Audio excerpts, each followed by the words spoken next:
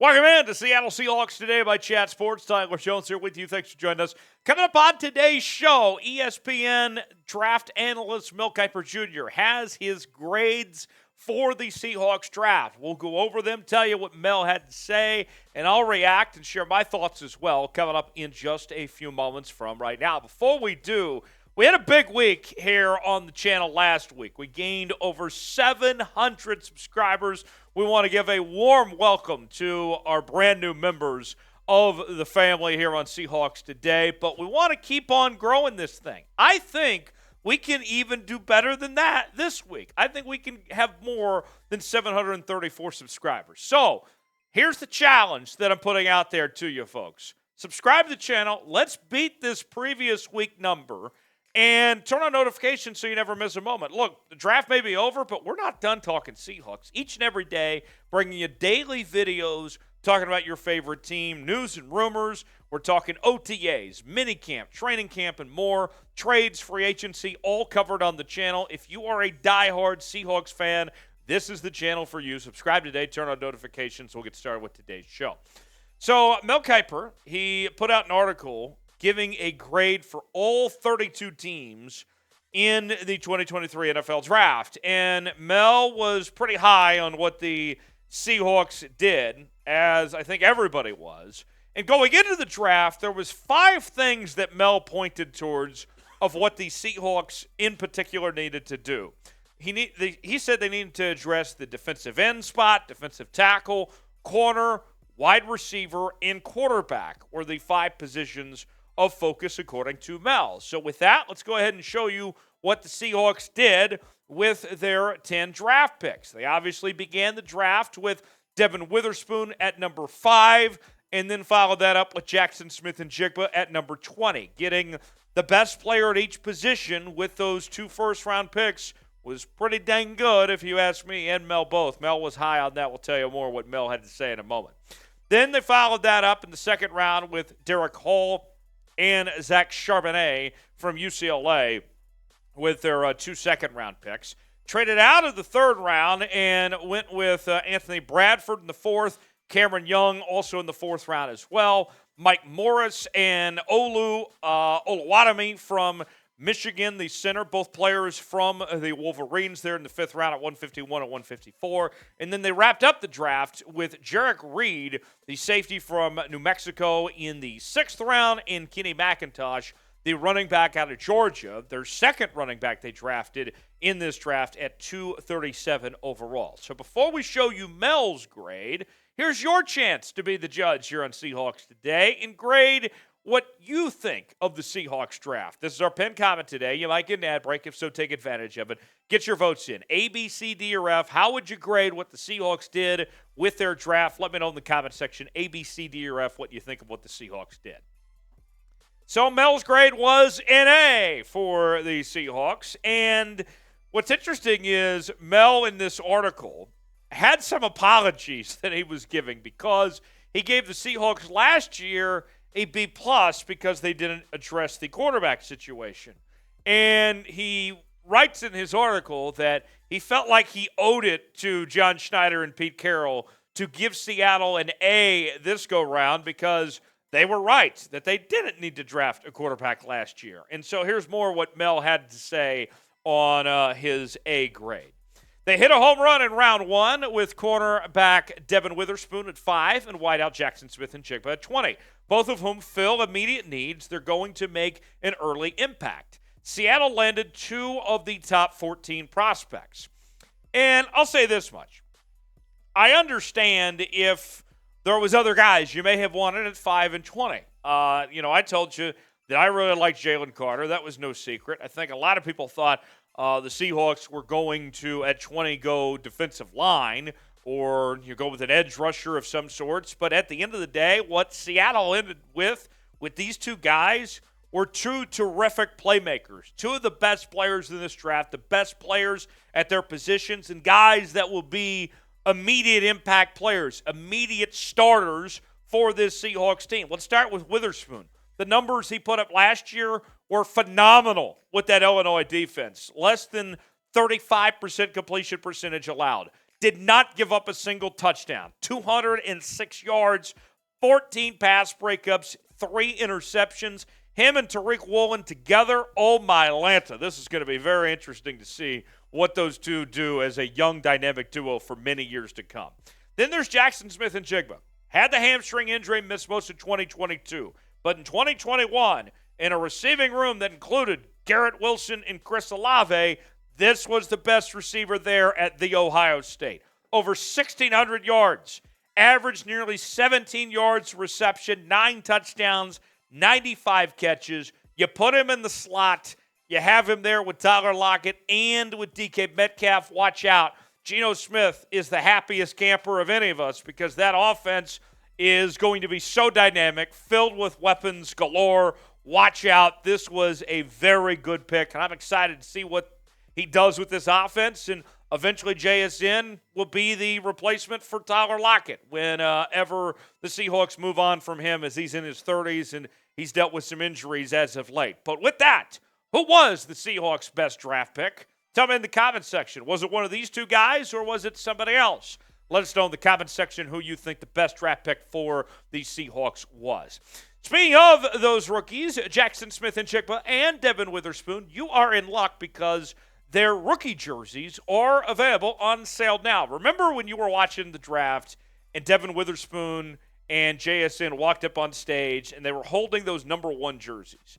And obviously both of them are going to wear different numbers. But the draft jersey is a special thing because it's the hallmark, the cornerstone of the draft when they get to have their name called and the one moment that they are that number 1, right? I mean, these are a unique jersey that are only going to be available for a limited time. So why don't you go ahead and get your jersey now, commemorate this historic draft from your Seattle Seahawks. Get the Witherspoon jersey, the JSN jersey, either one. They're available to you now. Chatsports.com/Seahawks rookies to get yours today. That's chatsports.com/Seahawks rookies. Next up, let's talk what Mel had to say about the other picks. More on the value of the Seahawks I'm down on the value. The Seahawks 2 second-round picks. Edge rusher Derrick Hall at 37 had 16 sacks over the past 2 seasons, but he went over a couple of other bad pass rushers, and they had bigger needs to fill than when they took running back Zach Charbonnet at 57.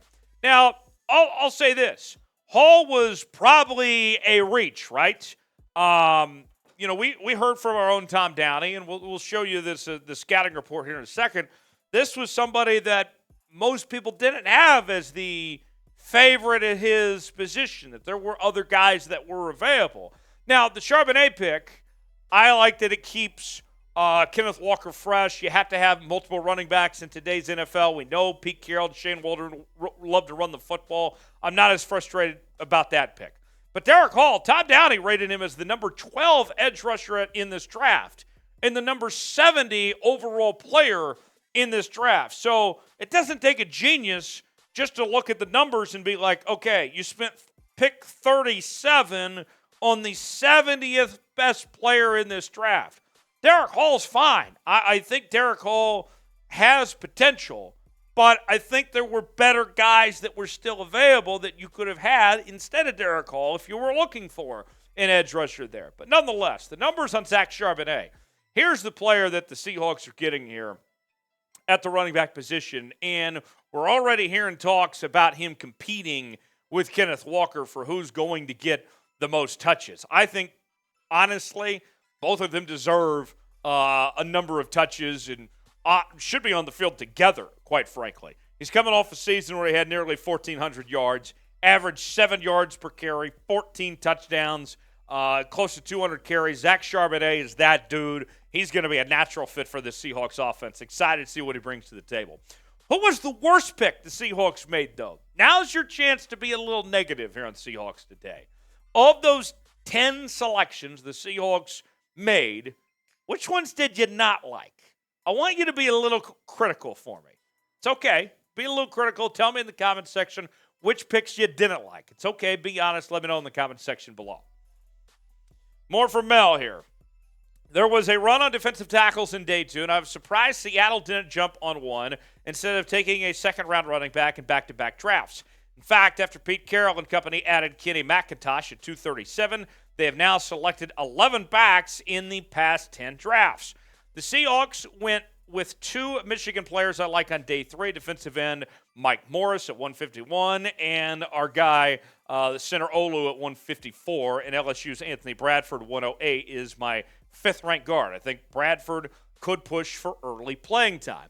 This team made a surprise playoff push in 2022, and after it snagged 2 rookie starters in round 1, it is primed to compete again in the NFC. While I didn't love the 2 running back picks, I'm having a hard time downgrading the rest of this class much. Plus, maybe I owe general manager John Schneider an A after not giving him one last year. So that's what Mel had to say, the A overall grade. And to kind of wrap up things, I would say this, folks. There's no reason why, when you look back at this draft, in the offseason that the Seahawks have had, bringing in Bobby Wagner and Draymond Jones and Jaron Reed and Julian Love and company, and where they were at last year, there's no reason why that the Seahawks now shouldn't be among the elites in the NFC, that this team shouldn't be able to take that next step. Getting to the playoffs was a big deal last year. Now this team should have all the pieces to compete and be one of the favorites in the NFC as far as I'm concerned. Credit to John and Pete for taking care of business, doing what they needed to do to put this team in prime position. Watch out. The Seahawks are here to play. Now, speaking of being here to play, we got a big game tonight. Seattle Kraken, Dallas Stars, NHL Stanley Cup playoffs. Coop joins me now. You may have seen Coop a time or two on our Seahawks watch parties. And Coop, you are the biggest Dallas Stars fan I know. That's me. So, Kraken fans, don't be too upset here, but Coop, are you ready for tonight? This is going to be awesome, this series. I was born ready. I love the Stanley Cup playoffs, and the Kraken, I'm sorry, y'all are going down. Coop, as we're wrapping up here, give us your best little trash talk for the Kraken fans out there. It is your second year as a franchise. You stand no chance against the Dallas Stars. Stars at 4. Oh, man. You know, we live in Dallas. Yes, we do. And I've adopted the Stars as my team. As one does. But I'm not hating the Kraken. I'll leave the hatred and the trash talk to Coop. So if you want to spam F Coop or even F Jones for that matter in the chat, that's fine. But we will be rooting for the Stars. Best of luck to the Kraken. If you're a Kraken fan, spam K in the chat for the Kraken. Should be a fun series. I'll be watching it here. I love this time of year. We got playoff basketball, playoff hockey going on. And good luck to the Kraken. But Coop and I, we're going to be rooting on the Stars here. Thanks for joining us here on Seahawks Today. Enjoy the Kraken and Stars series beginning tonight.